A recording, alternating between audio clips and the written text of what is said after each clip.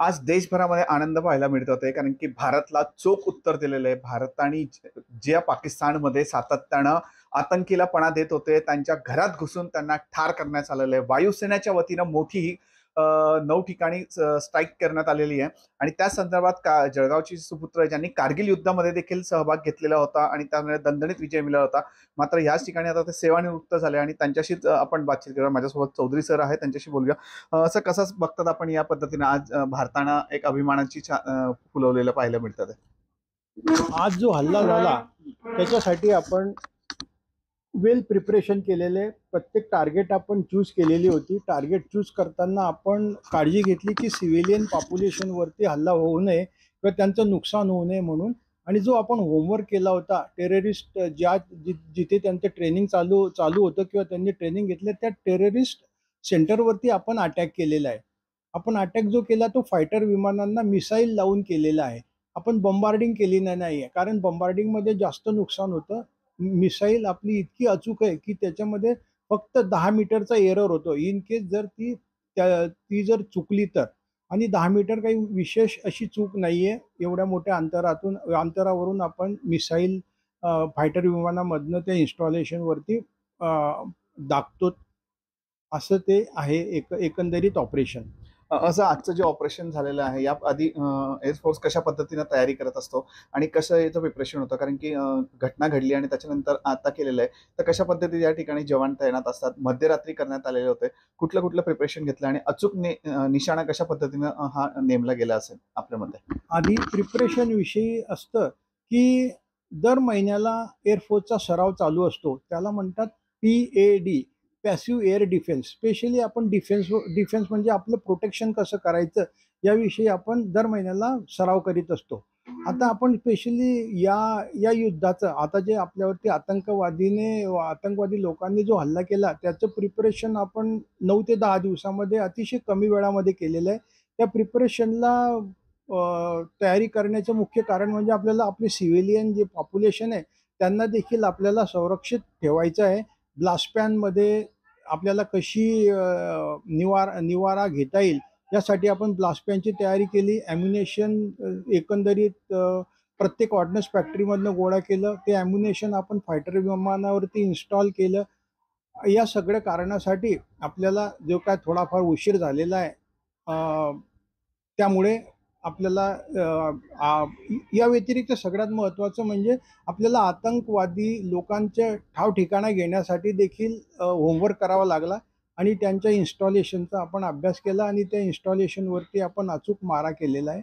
आपले जे आहेत फायटर विमानं त्यांना जवळजवळ पाकिस्तानाकडे तोड नाही आहे अशी विमानं आपल्याकडे आहे.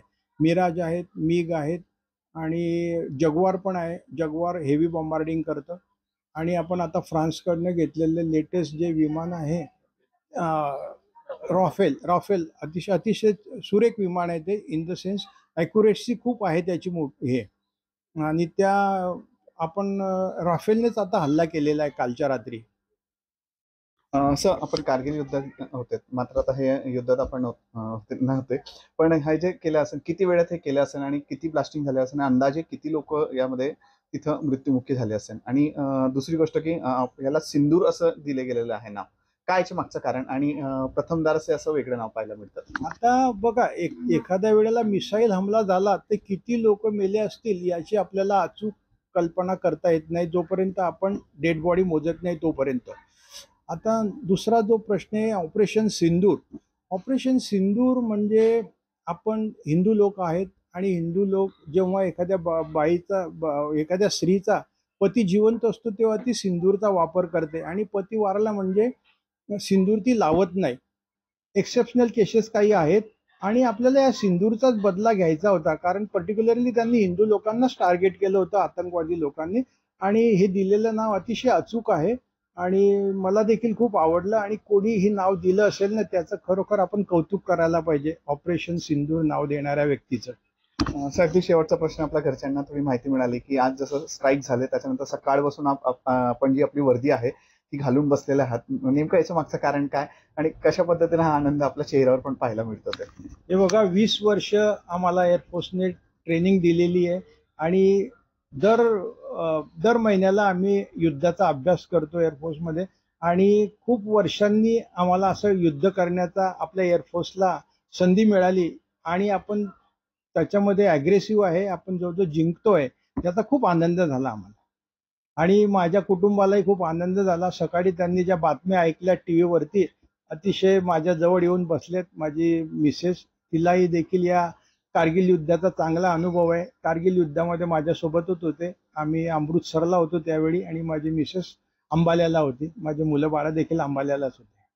असा अगदी शेवटचा प्रश्न की आता आपण स्ट्राईक केलेली आहे, आपण त्यांच्यावर हल्ला केलेला आहे, तर प्रत्युत्तर ते देऊ शकतात, तर आपली एअरफोर्स कशा पद्धतीनं सज्ज असेल बॉर्डर्सवर सगळ्या देशभराच्या, आणि कशा पद्धतीनं असं प्रिकॉशन घेतले जातात, एक आपला कारगिलचा अनुभव बघतात?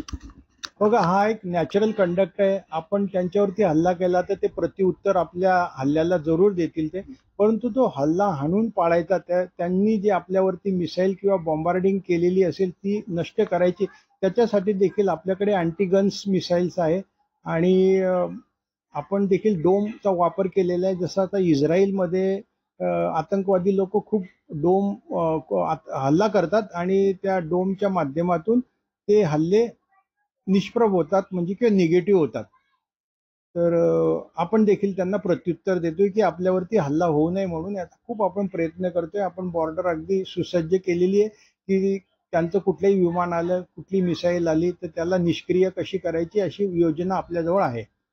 असं जळगाव जिल्ह्याचा विचार बघायला गेला, महाराष्ट्र जळगाव जिल्ह्याचं गेलं तर भुसावळचं नाव देखील आलेलं होतं. ऑर्डनन्स फॅक्टरी आहे ती, त्याच्यानंतर त्या ठिकाणी दुसरी भुसावळची ऑर्डनन्स फॅक्टरी, वरणगाव फॅक्टरीज आहे. तर याचा कसा तिथं मिसाईल्स किंवा यासाठी काही साहित्य आपण देत असतो का, आणि हे लागतात का तिथं? हे बघा, युद्ध अभ्यास करताना आपल्या ह्या भागामध्ये कोणते कोणते सेन्सिटिव्ह इन्स्टॉलेशन आहे याचा अभ्यास शत्रू देखील करत असतं आणि हा अभ्यास नॉर्मली ते पीस टाईममध्ये करतात. तर भुसावळ जंक्शन रेल्वे स्टेशन अतिशय मोठे आहे भारतामध्ये. या व्यतिरिक्त आपल्याकडे 2 ऑर्डनन्स फॅक्टरी, एक वरणगावला आहे आणि एक भुसावळला आहे. सेन्सिटिव्ह एरिया आहे तो. आणि दीपनगरला पण आपल्याकडे पॉवर स्टेशन आहे.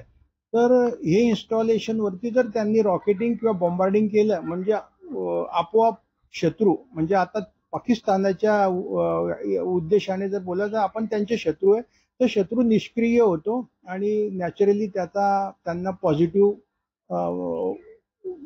त्यांना हे मिळतं, एनर्जी मिळते आणि अशा रीतीने आपलं नुकसान ते करतात. निश्चितच बघायला गेला आज एअरफोर्सच्या वतीनं पाकिस्तानमध्ये घुसून हल्ला करण्यात आला आणि त्याचा सर्वत्र आनंद व्यक्त केला जात होता. 20 वर्ष सर्व्हिस केल्यानंतर त्या ठिकाणी आज ते ड्रेस घालून सज्ज आहे आणि हा आनंद त्यांच्या चेहऱ्यावर पाहायला मिळाला आहे. वाल्मिक जोशी, झी मीडिया, जळगाव.